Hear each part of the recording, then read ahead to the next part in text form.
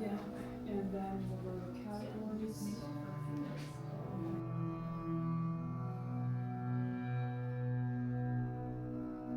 Saw some really interesting non-tangible examples of talismans come through.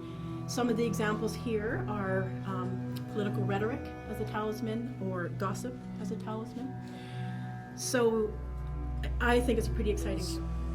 You know, we all have our own personal visions through our lens of what a talisman is, and be able to see that and explore that with all the different artists. What you found important, where you put that in meaning, was really cool to see, and it's just... And the hands are supposed to be holding this talisman, considering the power that it has, and making a decision on what to do with that power. We did several brief visits to Haiti, and I was very impressed with their amalgamation of Christianity and various other African religions. So when they came over as slaves to Haiti, they were forced to accept Christianity, which they did with good spirits by including their own gods and goddesses into the Christianity format. And this is one of them.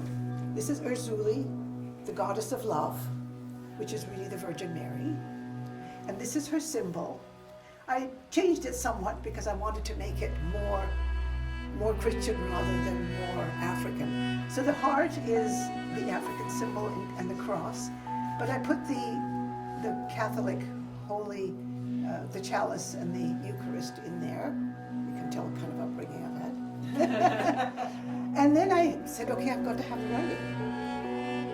So I tore up some parchment and I looked on my book of ideas, and I got this very mysterious writing from a professor I worked with at SFU who was a paleoanthropologist. And this is Neolithic symbols and writing. Nobody knows what it is. But I love the fact that it looked so modern and so very much like graffiti. And look at the shapes. Floral beadwork patterns. This is a manatee, which is from our Cree heritage, part of our Métis heritage. And if you read here, it will tell you about that, but that's caribou tufting. Also inside, within the linings, she has put traditional medicines of tobacco and sweetgrass and sage. And then it's hollow so that when you gift this to somebody, knowledge keepers and wisdom holders will work with the person to find out what their personal medicines are, and then they're to carry them as a talisman around their neck. Embracing that sacred antler, which has a bunch of symbolism in it on its own, and the way that she's holding it, it's on glass plate, and the glass plate, the original itself, can be considered a talisman. Oh yeah, So, yeah. because it's fragile. Yeah. I wanted to challenge the idea of death being tied to loss and give people an opportunity to think of it as you're gaining something. So I thought about Donald Trump, who could not, eh? So I thought about the bowl, or first of all, it started with Aesop's Fables, and I thought about the story of a man and the greed and what was happening to him and his family and that kind of thing.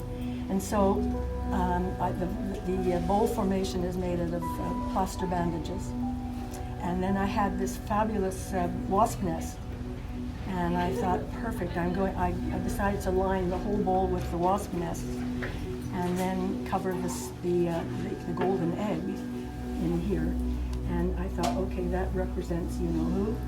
And I found the wood, and it's sort of teetering on the edge here, you see it?